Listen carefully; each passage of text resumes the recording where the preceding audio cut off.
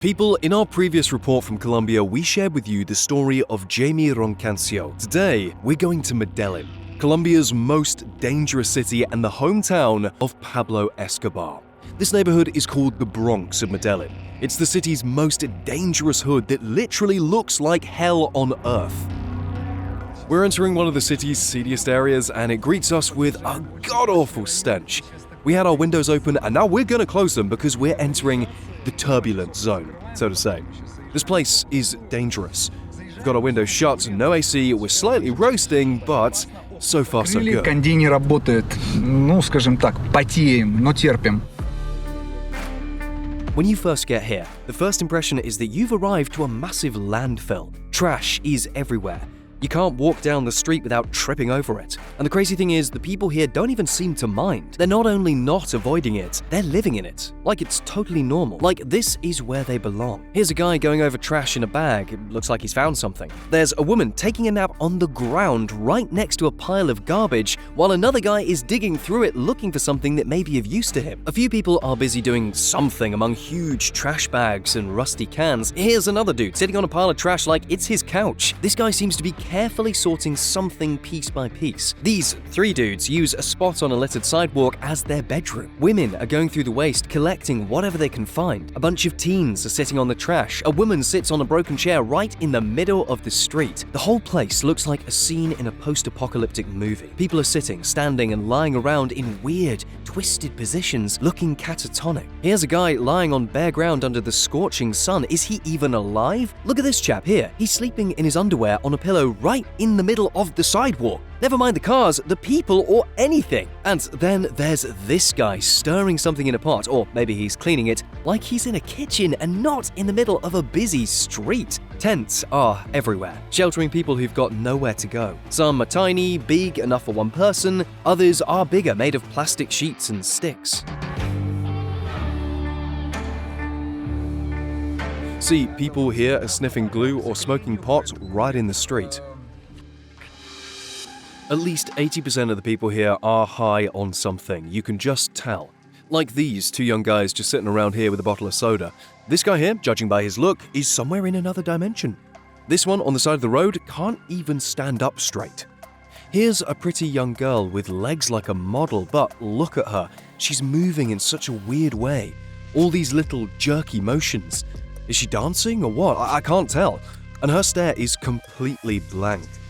And check out this guy over here. He's got crazy eyes. Like, it's legit scary. You would not want to make eye contact with this man.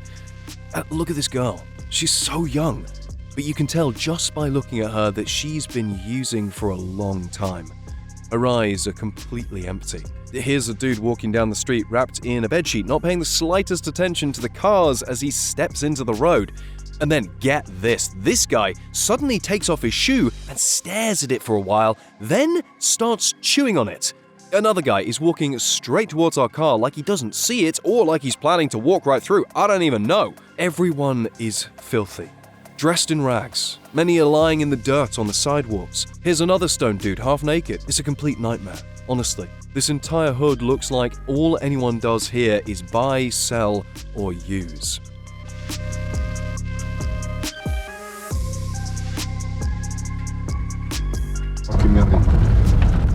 These cars are parked here for a reason. They're waiting for deliveries.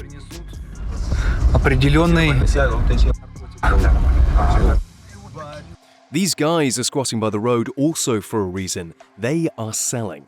The product is in their pockets. Here's a dude, he's just bought a dose and he's holding it in his fist.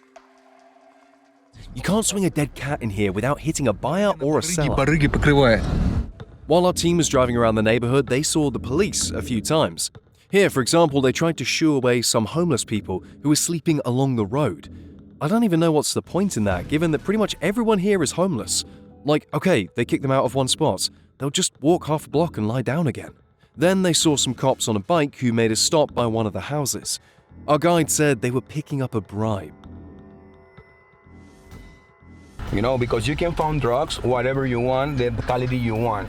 You can buy it in the neighborhood, you can buy it through your cell phone, you can buy it, I don't know, you can pay for women's, you can find whatever you want, bro. So Medellín is... The gangs have their own security system. Every corner is worked by a falcon, a scout. The moment they spot the police or a suspicious car, they blow a whistle. See those guys with the whistles? Those are falcons.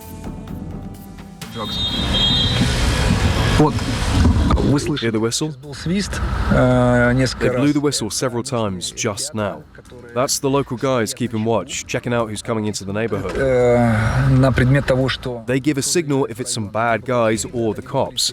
2 whistles means the police showed up, so everyone's quietly clearing the area. It'll be quiet for a while, and when the police leave, life will go back to what it was.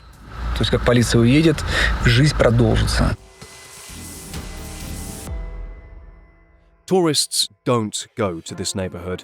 Instead, the government offers to visitors official tours of the country's coffee farms, where you can try harvesting coffee beans with your own hands. Colombia is one of the top 3 coffee producers in the world, alongside Brazil and Vietnam. Fun fact, the war between drug cartels actually caused a lot of problems for coffee growers here because a lot of their land was taken over for coca production. But now, little by little, those fields are being reclaimed by coffee farms.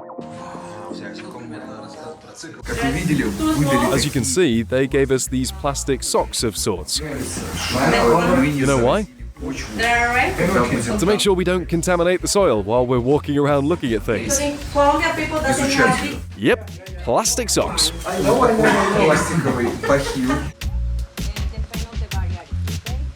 In Colombia, coffee grows on steep slopes, which means it has to be picked by hand only. Unlike in Brazil, where they use machines. They harvest coffee all year round here. It's absolutely fascinating to see ripe berries, green ones, and even flowers on a single tree all at the same time. These are ripe coffee beans. Done. Those are not. I'm all ready for coffee harvesting. This is what a coffee picker looks like. A hat, a bucket, a poncho, and of course, coffee beans. Let me try something for camera. It takes about 35 to 40 of ripe coffee beans like these to make just 1 cup of coffee, just 1 cup. Right now, I've got enough here for maybe half a cup. And here's how the beans are cleaned and roasted. That's when they start smelling like real coffee. Слышно, как кофе начинает потрескивать. You can hear the coffee beans cracking as the roasting process creates that classic look of a split coffee bean we all know. Yeah, the amazing smell fills the air. It feels sort of similar to making popcorn, you know? It pops, it's warm, and it tastes lovely. Теплый, как пирожок на вкус. Our team tried 3 different types of coffee, but first, Cecil spent a long time brewing it, carefully measuring the water and the amount of coffee. Then, she poured the coffee into a decanter. That's what they call this glass jar. Usually it's used for wine when you serve it. Как будто он вообще не заваренный. It's very thin, I'd say. Tastes like brown water. Italian method is gonna be different and can you find some another flavor like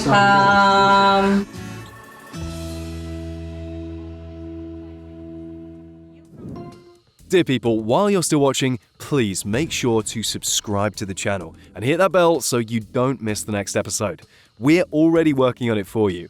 And if you've got something to say, feel free to share it. I'd love to hear your thoughts on this video right away. The city of Medellín is known everywhere because back in the mid-70s, Pablo Escobar founded here his Medellín cartel. By the 1980s, it controlled up to 80% of Colombia's drug trade and was making absolutely insane amounts of money. $60 million per day, guys. Per single day. The guys in this cartel were known for their extreme brutality. They killed everyone. Politicians, police officers, journalists, and even random people who just happened to be in the wrong place at the wrong time. The cartel and its leader were taken down in 1993, but their legacy lives on through their followers. This neighborhood is divided into several districts, and each one has its own boss. Every district boss answers to the hood's boss, who is a member of the cartel. But recently their top boss got arrested, so now there's a power struggle going on. Even Mexican drug lords are involved, since they're part of the drug trade here too. This is a stolen goods market. Stuff is just scattered on the ground. Clothes, phone cases, dolls, furniture, bike wheels, and even motorbikes. All that is on display among all sorts of trash and rubble.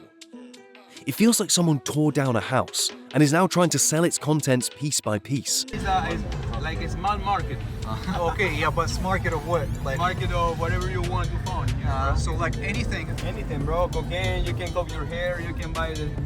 Bro, that is one of the things I learned living here in Medellín. The people here in Medellín, they sell you until the air you breathe, you know. They'll sell you everything, bro, and everything they want to take advantage for the business. You can buy guns, grenades, and whatnot here. You just need the right connections. The price depends on how many people the weapon has killed. If it's been used a lot, it's cheaper. If it's clean, the price goes up. Yeah, bro. After what we've seen, I can tell you this: hell is not necessarily underground. Hell can be right here on Earth. I've never seen so much shit in my life. I've been to Johannesburg, I've been to Cape Town, to their worst ghettos, but these aren't even people anymore. They're like ghosts of people. It's insane. God forbid our car breaks down here. You can't film here. The locals hate cameras. God knows what they can do if they catch you filming. So the guys kept driving, trying not to stop anywhere or get out of the car to avoid drawing attention to their equipment. But at some point they got made, and that's when things got really scary. One of them saw me filming, he pointed at me and he pointed out to another guy, yeah, like that. And the guy came over to see what was going on, so, you know,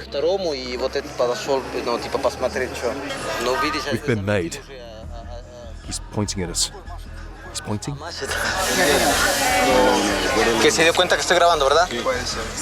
That's enough then. They noticed me filming, and our guide and the driver aren't too happy about it, so yeah, it's probably time to take a break.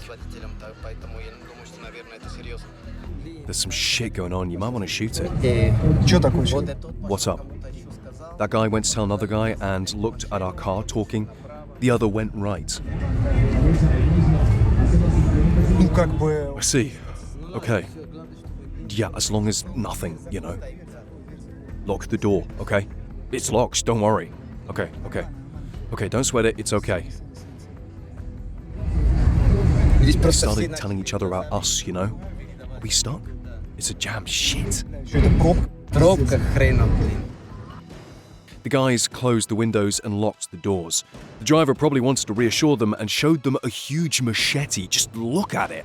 I don't know, it doesn't look like it would reassure me. I'd rather be worried about a possible knife fight. He says, don't worry, I've got a magic stick for crazy people. I hid the camera when that crazy dude came up close, and the driver said, don't worry, I know how to handle them. Our driver Daniel is a local. He knows everything about local life, things like what gangs are fighting and other news from the underworld. Just as we thought that it can't get any worse, he told us something that made our blood freeze in our veins. These gangs don't just kill people. To intimidate others, they do horrifying things. Not long ago, about 10 days back, they found 3 guys near my house. One of them was tied up, he had his heart cut out and his finger stuck in his mouth, and the heart was smashed to bits right on the ground. That's what they do to people here. It was a message, a warning to competitors. So the war here is still going on.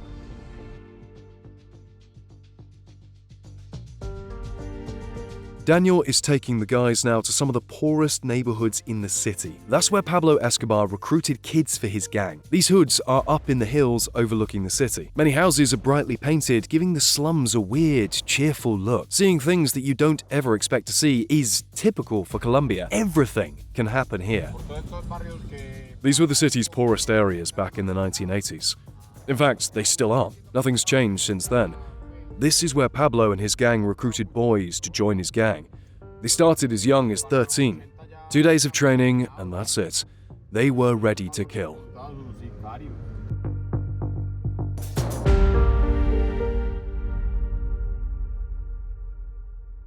And now you know what happened. The thing we were all afraid of. Our car got stuck in the middle of this area. Vadim and Andres stepped out to film around while it was quiet, and by accident, the driver locked everyone out. He locked the car, leaving the keys inside. He's got no car, and we simply locked all the other doors on the inside and shut the door as he got out, locking himself out. и захлопнул дверь, а ключи в машине He's остались. trying now to open it with his knife. С ножом пытается ее как-то Let's вскрыть. give him a hand. Getting stuck in this area is fucked up. It is fucked up. He's teeming with narcs. You see the situation? 4 men, one of them gringo, that's how they call all white people, carrying expensive cameras are stuck on the street in the middle of a ghetto. A perfect target for local criminals. Мы сейчас находимся Right now, we're like in the middle of some goddamn ghetto. I mean, it's not the most dangerous area of all, but так, да, there's definitely some tension именно here. этот район самый опасный, So, но он long story short, we can't get back into the car, and I have no idea how we're gonna do it.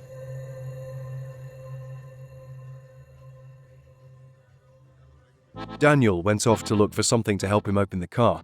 He says he knows how to do it. Honestly, I don't doubt that for a second. Next thing you know, he comes back with this big knife, and then the story got even crazier. While he was looking for the knife, we were standing by the car waiting, and then out of nowhere, a police patrol showed up. Turns out they constantly sweep these neighborhoods, walking in a big group trying to maintain some kind of order. You know, to show that there's at least some control here. Now imagine the look on these cops' faces when they saw a gringo with a camera standing next to a locked car in this hood. And then a guy shows up from behind a corner with a massive knife. Everyone freaked out. The guys, the cops, me, and Daniel himself.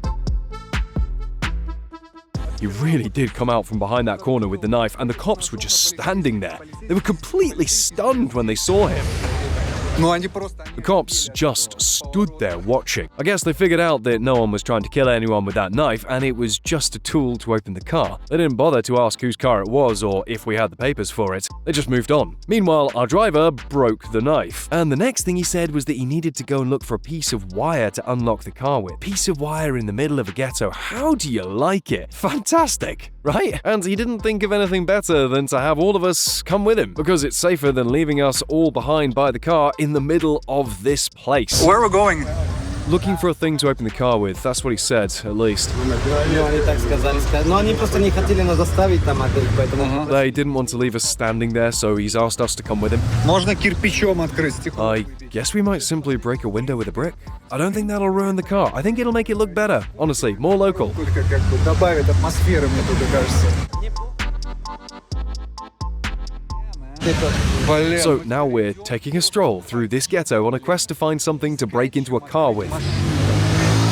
Понятно, если... I'm filming this, naturally, but I do feel uncomfortable doing it. Even though I've been to tough places, but you see, I've got gringo written all over me. I stick out a mile.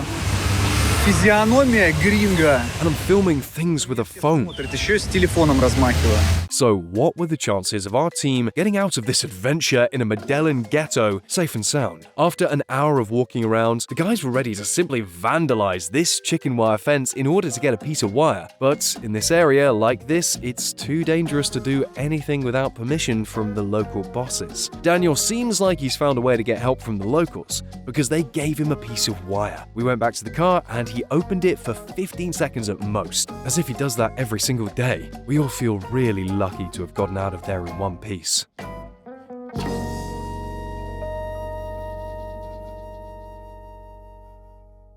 Escobar's cartel made an unbelievable fortune smuggling white powder into the US and Europe. By the time he was 30, Pablo was one of the richest people in the world. Just imagine. He owned 34 villas, 500,000 hectares of land, 40 rare cars, an airport with a runway, and even submarines he used to transport his product. His reputation was so huge that even today, anyone who comes to Medellín makes a point of visiting his grave. Here lies the entire family. There's Pablo's brother, who died in a car accident before Pablo created his cartel. He was fleeing from the police and made a wrong move. There is Pablo's loyal driver, Lemon, who was killed together with Pablo. I think there's his mother's grave too, and some of the other relatives and gang members. And there are always fresh flowers here. His grave is the first one. Next to him is his younger brother, the one who died in a car crash when the police wanted to stop him and impound his car. The brother resisted, there was a car chase, and the car crashed. He died with his girlfriend and their dog. Then there's Pablo's cousin, buried here, and two of Pablo's drivers. Была девушка, собака, короче, все умерли. Рядом стоит его двоюродный брат. One of them was his mother's personal driver for 25 years. У них был личный водитель в течение 25 лет, а его мама... And he went on to be Pablo's last driver. Его водителем. Они умерли в один день в том же They самом... both died in their last shootout with the police next to each other. Который 25 лет работал с ним. Pablo Escobar's hidden riches keep surfacing here and there ever since. Get this, in 2015, a Colombian farmer dug up a few plastic barrels on his property stuffed with cash. There was a total of $600 million buried in them. Can you imagine? In 2020, Pablo's nephew, Nicolas Escobar, found $18 million hidden in the walls of an apartment that belongs to his family. There are lots of tourists here. It's become this kind of spectacle, you know? They bring everyone here, show them around, and of course, what do you think most tourists think of Medellin? They think of the Medellin cartel of Pablo Escobar. But the truth is, Medellin is actually one of the most developed cities in Colombia, even more so than Bogotá. Опережающий богату, то что It's a hub for science, industry, and textile manufacturing. Colombian-made products are sold in other countries like Ecuador. да, такие есть. Их шьют и даже продают в Эквадоре. Также And there's also metal and energy production and engineering. энергетика. Также здесь машиностроение, своих колумбийских машин у них нет. They don't make their own cars, but they assemble some well-known international brands. Известные бренды. During the last decade, the authorities have arrested and extradited more than 100 Colombian drug lords. And, you know, crime rates have gone down a bit. Right now, we're in a square named after Fernando Botero. He's one of Colombia's most well-known artists and sculptors, known for his unique Такие style. сочные объемы и пропорции. Просто, Just look at these exaggerated shapes and proportions. вот просто вот так вот на секундочку для понимания. I'm sure they have a lot of Сейчас fans. нахожусь здесь. Мне достаточно перейти. And just to give you an idea of where we are, see, I'm standing here right now, and if I cross this street and walk a couple of blocks, I'll enter the Bronx. Начинается Бронкс. After everything we've seen, it's hard to believe that people are living a calm, normal life just a short walk away from all that chaos. It's also hard to wrap your head around the fact that Medellin is called the industrial capital of Colombia. It also has some more poetic names like the City of Eternal Spring and the capital city of the mountain ridge. Medellin is built on hills, so to make it easier to get around, they've built a metro cable system. It's basically a cable car system, the kind you'd usually see at ski resorts, but here it's just a part of the public transport system. Check it out. People take seats in the cabins, about 8 people per each one, and once the cabin is full, the next one pulls up. We are going for a ride on the Medellin metro cable. It's going to be fun. The lines connect the center with the neighborhood on steep hills. Они идут вдоль всего Медельина.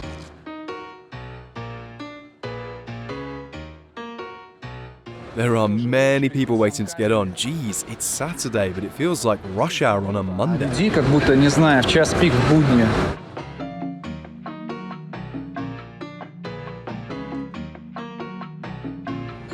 И обратите внимание, как Check out the ads they're placing on the roofs of these houses.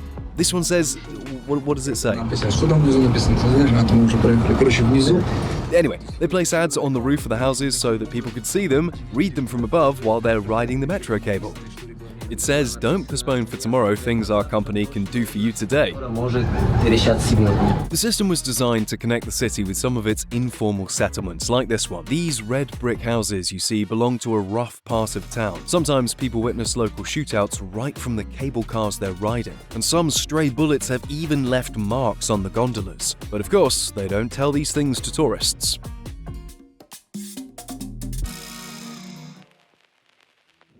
Colombia's most prized national treasure is its emeralds. These are some of the most valuable gemstones in the world, sometimes even more expensive than diamonds. The heart of Colombia's emerald trade is the town of Muzo, which supplies 80% of the country's emeralds. To get there, we had to wake up at 4 a.m. Пока едем в Музо. The road to Muzo is long, about 5 to 6 hours give or take, depending on the traffic and road conditions. This is Jer. He's driving us there. He's involved in the emerald trade and also does photography and a bit of everything else. Фотографии, много чем. As we leave Bogotá heading to Muzo, we pass a lot of buses with the word Esmeralda on them. That's Spanish for emerald. There are also lots of coal trucks, so many that the roadside is covered with black dust. There are many coal mines in this area. Gradually, the landscape changes. The urban landscape gives way to rural views with mountains and valleys, a scenic route as good as they get. По пути в Музо. I love the road to Muzo. It's so lovely, even cozy, you know? It's the kind of countryside that's so inviting, it just makes you want to stop somewhere, get some food and a blanket, and have a picnic. Пикник. Precious stones have been mined here by the local indigenous people long before the continent was colonized. But it wasn't until 1974 that geologists properly explored the area. They discovered that all the mines operating at the time hardly accounted for 1% of Colombia's total reserves. The Colombian government didn't have the money or technology to mine them, so they handed over the business to private companies. That's when the floodgates opened and aspiring miners rushed in, together with those planning to rob them. This place generated billions of dollars and caused what the locals called the Green Wars. А раньше каких-то лет Just 15 or 20 years ago tops, this road was extremely dangerous. Ну, считайте, чуть ли... It was quite literally a road of life or death because it led right to the heart of the Emerald Wars. Главным в регионе. The central figure in the Muzo region, widely known as Colombia's Emerald Czar, was Victor Carranza. He led a war against the drug lords, trying to sink their claws into Muzo and take control of the emerald trade. Щупальцами пролезть в регион Музо. The Tsar fought tooth and nail and didn't let it happen. Царь вмешался и этому не позволил. Here, Tsar is the title they give to especially powerful big bosses. Victor Carranza was exactly that. Colombia's most famous emerald trader and mine owner. He was like the Pablo Escobar of gemstones because, naturally, not all of his dealings were legal. He faced several criminal charges and even served some time for creating paramilitary groups. He indeed had his own private army for protection. Throughout the 1980s, the Emerald Turf and the village of Muzo itself were divided among local clans, each operating an army of its own. The infighting dragged on until 1990, when all the sides to the conflict finally got tired of the bloodshed and signed a truce.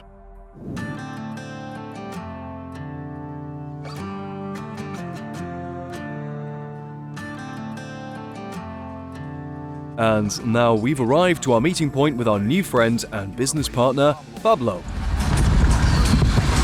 Hola. Hola, ¿cómo estamos? Todo bien. Don't be fooled by his appearance. Pablo is not just some old dude on a bicycle. This man used to work with Victor Carranza himself. He fought in the Emerald Wars and is one of the most respected people in this town. Pablo has lived in Muzo since 1974. Like many others, he came here to try his luck, hoping to find that one big gem that would change his life forever. I thought I'd work here for a bit, maybe a couple of weeks, and then leave. But the entire area was engulfed in violence. When I was ready to leave, the gunfire was everywhere. There was no way to get out. Pablo told us that back in those days, they'd just turn over the waste rocks with a bulldozer, collect whatever they found on the surface, and move on to the next plot. Whatever was left behind was taken over by other gem seekers who would sometimes find really large gems. The promise of quick money brought all kinds of people here. Back then, it was much easier to find big gems because it was open-pit mining. Corporations dug the ground with heavy machinery and a lot of waste ended up in the river. People looked for emeralds in there too. In the 70s, violence got worse because there was a sudden surge in demand for emeralds. That year alone, 17,000 people showed up here. They formed gangs, and they fought over the mining areas. There was violence on the streets every single day. It was happening right around us. You could be standing in the mine pit or by the river and a car would pull up, guys would get out, shoot someone and drive off. You could be standing just a couple of steps away. You turn around, the guy next to you is dead. Once I was almost killed by mistake. A hitman was about to shoot me, but his associate stopped him. He said, "Wait, that's not him." And that was it. Another time there was a shootout near my house. One of the gangs broke into my place to use it as a firing position. I grabbed my wife and kids, we hid in some barrels and stayed there all night. When we came out in the morning, there were dead bodies everywhere. Pablo had his streak of luck. He found a sizable gem and sold it for a nice amount of money. With time, he stopped mining and became an emerald dealer. When I first started, the conditions were so much worse. We didn't even have rubber boots to wear. Back in the day, everyone working the mines or river wore regular sandals. We had ulcers from our feet and suffered from fungal infections. It was very hard. Step by step, he built his own business. Today, he buys gems for his jewelry workshop and for sale. Check out what he's got on offer in his shop. A massive golden ring with an emerald and melee diamonds for 6 million pesos. That's about $1,500 US. Or this more delicate ring for women, available for 5 million pesos. You can literally pick any stone and Pablo will polish it and turn it into a pendant in 10 minutes.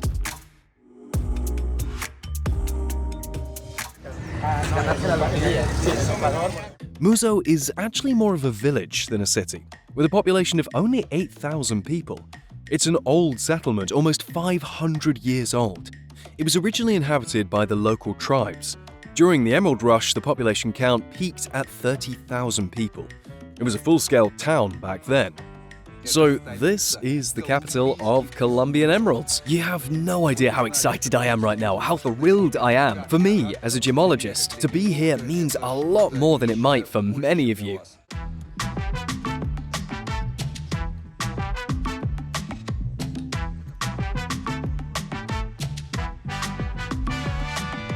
Everyone is wearing hats here and I thought I should blend in. Let me tell you something, emeralds are found all over the world. In Pakistan, Afghanistan, Zambia. Очень много. Они в Пакистане, они... The benchmark for all emeralds on our planet Но гринвичским меридианом are emeralds from the Muzo Valley. изумруды из долины Муза. Life around here revolves around emeralds. Look at the sculptures, monuments, photos. Even the graffiti are about emeralds. Butterflies, by the way, are also a symbol of these green gems because they're unique to this area and live only near the local emerald deposits. Every shop sells jewelry and souvenirs with emeralds. Even the local church is decorated with real minerals and gems. Muzo's bars use minerals for decoration. The town reminds me a lot of scenery in a Wild West movie. A handful of one-story buildings, empty streets, scorching sun, and blokes in wide-brimmed hats. Городишко, конечно, классный. Ну, людей It's a cool little town, honestly. It's not crowded, everyone's just chilling. на полном расслабоне. Кругом памятники, посвященные старателям и вообще. There are monuments everywhere dedicated to miners and the emerald trade. Ну, в 19 году ее уже списали. Look, there's a mining cart. It was retired in 2019. And Pablo, for example, doesn't even bother locking up his shop or shutting the doors. Locks? What's that? I'm now in the central square looking around. Here's a monument to Victor Carranza. Виктору Каранса. This is an emerald in calcite, a collector's item.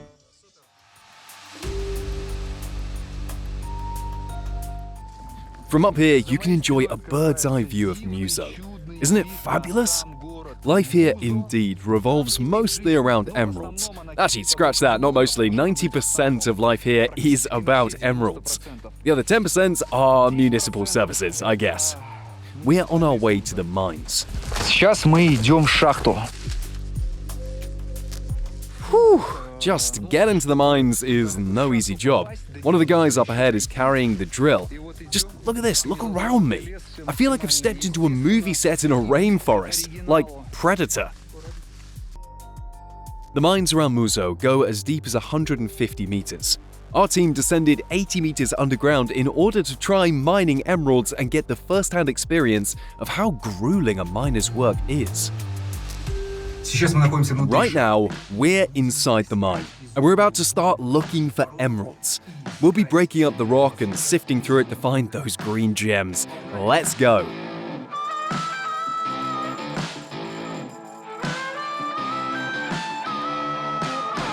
These white bits are a calcite vein.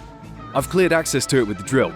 Some of the rock has fallen on the ground. The guys suggested I use a hammer now to do the more delicate part of work so that I don't accidentally damage any emeralds that might be hidden inside the vein. Bits of rock are hitting me all over. I've got to be very careful with my eyes. Honestly, I have a feeling that even if there were an emerald in there, I would have smashed it by now. Nope, Nothing here. Alright, let's move on and keep searching. Двигаемся дальше. It's pitch dark underground. There's a serious lack of oxygen, and if you're not used to it, your head starts spinning. Теперь Now кладем it's time to put the drill aside and go through the shattered pieces on the ground. породу, которую только что выдолбили. Фу. Так. Ну ничего. Well, nothing so far. Изумруд и так уже, в принципе, довольно редкий. But emeralds are already pretty rare, so you've got to drill in the right spot. Копать. We didn't find anything, but that's not going to stop us. Of course, there are a lot of emeralds here, but that doesn't mean that they're just lying on the ground or underground waiting to be picked up. No way. The guy spent almost an hour drilling and searching and only found a tiny chip of stone of fairly low quality. Oh, well, I don't know, really.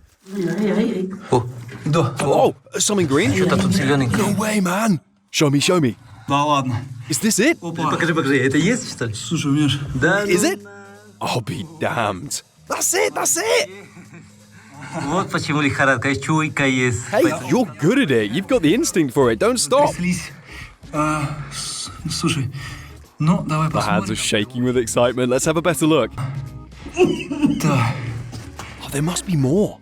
Так, ну, Right, that's my first catch. Now we take up shovels, shove the bits of ore onto a piece of canvas, and then we have to carry it to the surface where we will wash it и and вытаскивать. see if there are any more emeralds there.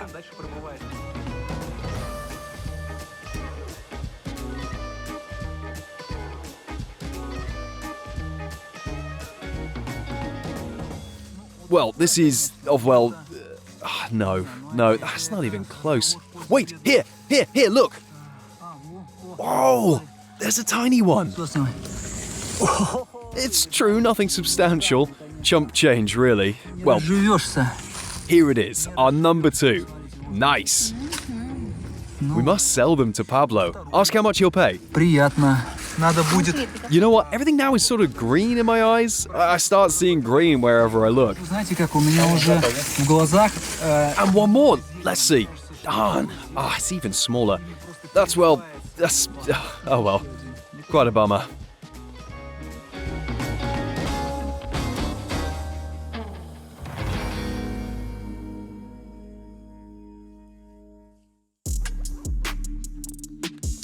You've got to be passionate in order to be a miner because you're going to spend your life in dirt, just covered in dirt. It was Vadim's turn to carry the drill back to town, and it weighs about 16 pounds. Now I really get to feel the weight of it. A miner's job.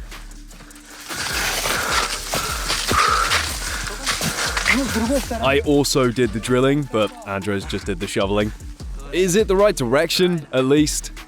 Yeah, it is, I think. We'll know soon. Скоро поймем. Сейчас идем, Пабло. Говорит, A moment ago, Pablo said, "This is a cool spot, great view." I said, "Fine, I'll put the drill down and we'll take some pictures." нет, бур класть нельзя. Ну, не знаю, He said, No, you can't put the drill down. Mostly miners work here for hire, but there is also an artisanal mining community in Muzo. They process the waste from the mines by the river. Во времена изумруд... During the Emerald Wars, this river, and this bridge in particular, had a bad fame. Тем, то, что ночью Victor Carranzo's men from his private army, the so-called Carrencios, Каранца из так называемого ЧВК Каранцерус come here at night and dump the bodies of Victor's rivals into the water while everyone slept. конкурировал. Ну, как вы As you can видите, see, there's even traffic в here. данном регионе сейчас находится очень много шахт. There are lots of emerald mines around here, and most of them are owned by transnational corporations, primarily American and Canadian companies. Раньше все эти шахты принадлежали Виктору Каранца, но когда Back in the day, all these mines belonged to Victor Carranza. But as he grew older and felt his grip on power slipping, he made a tactical move and sold these mines to corporations. Now the Americans and Canadians run the show here. и канадцы.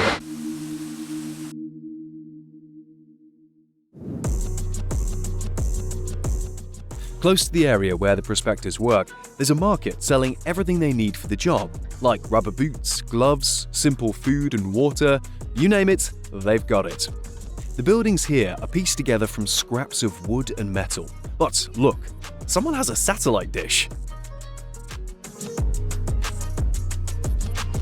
Fierce fighting took place in this settlement called Mango back in the day. The reason it's called that is simple. It's named after this old tree right here.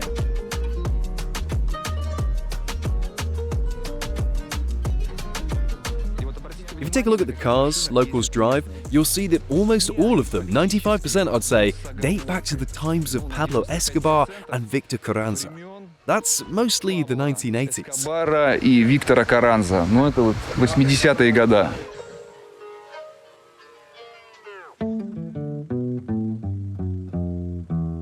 The artisanal miners who live here are often referred to as guajiros. Originally, the word meant peasant in Spanish. They come here to go through the waste rocks dumped by big mining companies in the hopes of finding the gems that were left behind. Some indeed do. Once we got closer to the river, we got to meet some of them. This man is 67 years old, and he's been working here for 60 years. In all that time, he's never found a big emerald. But he hasn't lost hope. Some of these miners live right here. They built themselves simple homes by the river. This is one of such homes. There's a simple set of dishes in the kitchen. The tools he uses for work are on a shelf. The photos of Muzo are there probably to add a touch of warmth to his home. No need to ask about his hobby. It's collecting minerals, because he spent his entire life working with them. He doesn't know how to do anything else and has never really seen much else. He's convinced that this boulder must have something interesting inside. Here's another miner. His look reminds me a bit of the Super Mario Bros. Game's mascot. He's got very strong arms from many years of labor. In addition to mining emeralds, he makes souvenirs for tourists.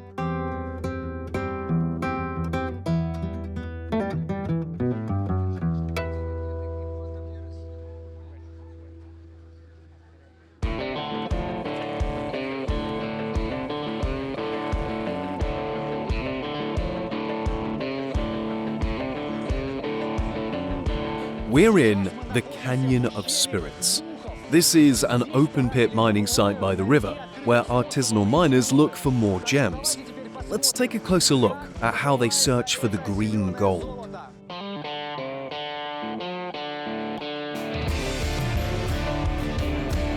This area is like a huge black stain on a land of stunning beauty. It's all lush and green around here with the rainforests, waterfalls, and vibrant animal life. But here, everything is black. Black rocks, a black river, people covered with black dust, like in a horror story. Some men are pushing wheelbarrows filled with rocks. Others are filling them in. They've got to stand knee-deep in black water. Others go through the collected rocks spread on canvas under makeshift tents, looking for emeralds. They work from 7 in the morning until 2 or 3 in the afternoon. The incessant noise comes from the diesel generators pumping water. Water is used to wash the rocks and help people spot the coveted green stones in the black rubble. Вот эта порода, которая находится за моей... All this mining waste was dumped here back in the 1980s by the US mining companies, and people have been digging through it to this day looking for emeralds.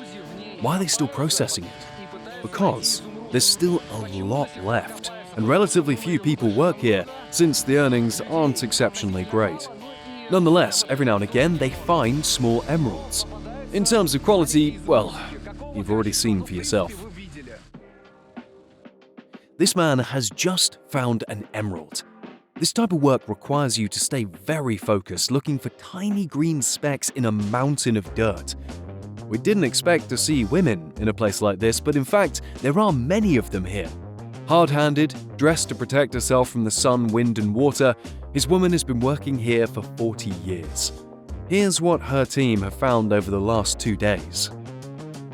No, pues apenas en medio vivir y de pronto la carrera de mi hijo militar y ha salido de acá. De pronto el estudio de Calioso también salió de acá. Some families work here together. This young woman is the team leader's daughter. While the men dig up the waste, she carefully examines it, making sure no emerald goes unnoticed. No sé, porque aquí la mayoría de las mujeres trabajamos en esto o en las voladoras. Her father is saying, take her to Russia with you. She says she wouldn't mind going. С вами в Россию.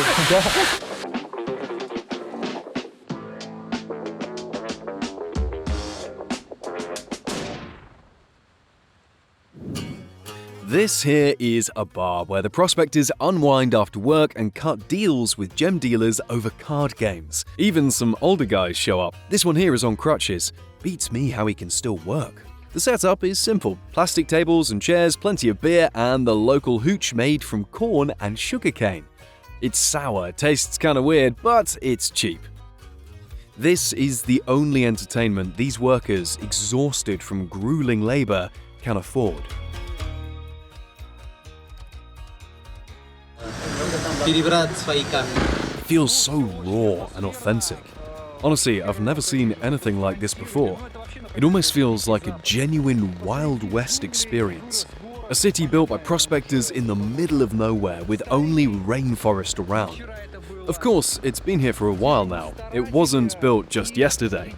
But the only thing all these people are really doing is trying to find their own personal El Dorado. That one gem that would save them, give them a leg up in life, so they could leave this place as soon as possible, or perhaps buy a mine and become its manager, taking a leading role. But really, everything that happens here is a very acquired taste. The work is hard. You're swinging a shovel, pushing a wheelbarrow, digging through dirt. And then to blow off steam and relax your muscles, you drown it all in whatever they can serve you, or whatever you can afford in a crude tavern.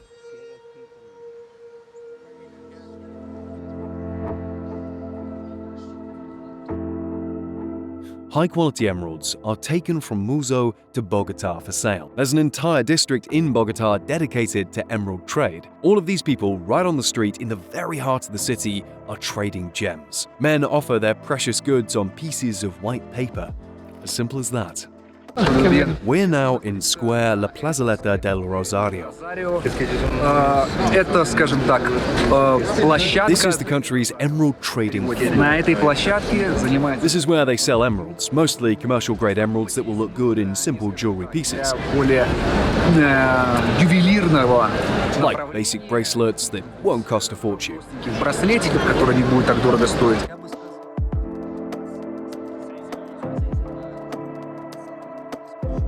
The moment a potential buyer shows up, sellers approach. See how they formed a tight circle around Vadim? Some are even standing in a second row. Если у вас If you come with a gemological loop, and you know how to handle the tweezers, how to pick up the stone, and how to examine it through the loop, и смотрите сквозь гемологическую. that could be of great help. Because if you simply ask, oh, that's a lovely stone, how much is it? They'll push up the prices. А сколько он будет стоить? But if you do everything correctly and they see who they're dealing with, the price they quote might be a lot more reasonable. Ну и соответственно. Just pulling out a loop and asking some simple questions can help drive the price down by, I'd say, Как-то поддержать диалог, ну, at least 20%. просядет. А вот.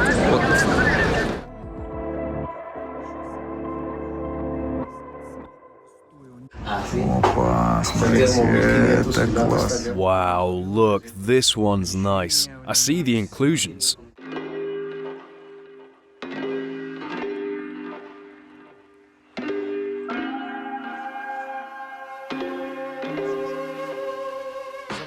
Right behind me is the Palace of Justice, and this place has burned twice. The first time was during the riots known as El Bogotazo.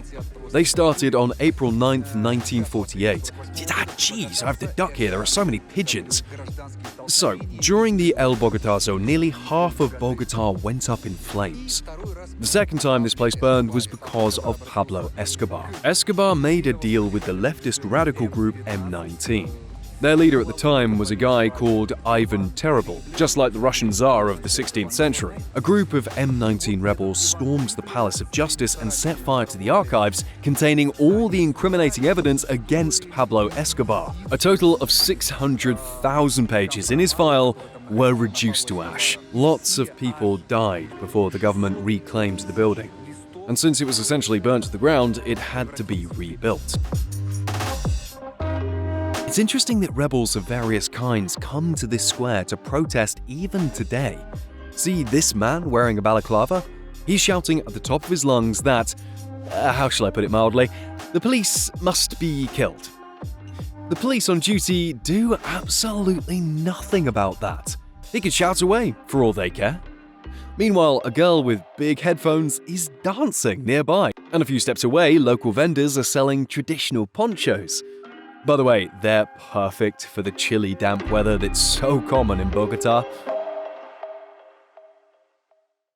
Our team's idea was to see how life varies across different neighborhoods, and so they headed to one of the city's most expensive areas to visit a local resident. Alfredo speaks Russian. He studied in Russia at Patrice Lumumba University, married a Russian woman, though they're now divorced, and his 2 sons still live in Moscow. Just look at all the things from Russia he has at home. A painting of a snow-covered city, a traditional painted wooden tray. His apartment is fairly big. 2 bedrooms, a study, a living room, a kitchen, and a master bedroom. Alfredo works as a lawyer, handling administrative and family law cases. Colombia ranks second in the world in terms of social inequality. Wealth here is concentrated in the hands of just about 2,000 families who've always held power. And everyone else? They're just getting by, trying to survive. Speaking of Bogotá, how dangerous is it? I think you've got to be very careful here. On a scale of 1 to 10, how would you rate it? Oh, on a scale, I think it's 5. 5? 5, yes. And what is Colombia's most dangerous city? Like 10 out of 10 or 9 out of 10? Well, this was until recently Medellín and Cali, I think. And now, check out this guy's entrance door. I just can't help asking, you've got 1, 2, 3, 4 locks? Why? That's for safety. But you live in a closed community with a fence and security. Things happen, and still people worry here about their safety. Mostly these precautions are against theft. So you're mostly worried about thieves, right? Yes. You know, even if you don't really have anything valuable at home, what happens if they take your laptop? That'd be a bummer. Or your phone. They'll sell them for pennies. The residential area Alfredo lives in is obviously in a nice neighborhood. The entire area is surrounded by a fence reinforced with barbed wire. You can't just walk in here, you've got to be vetted by security who keep a close eye on everything. It's like an island of peace and serenity in Bogotá. They even have their own little garden here. There's a bicycle rack and a parking lot for cars, and even some expensive classic cars are parked here. They've also got an outdoor altar, a playground, and a barbecue area. Everything is nice and neat. Even the trees seem to grow in perfect rows. To get here, you've got to be cleared by security, because the whole place is protected by a fence with barbed wire. It's an island within a very diverse city. Так сказать, в неком оазисе. Colombia is essentially nothing's impossible on steroids. Our driver Daniel was absolutely right, and mind-blowing combinations of things you would never have expected to see right next to each other.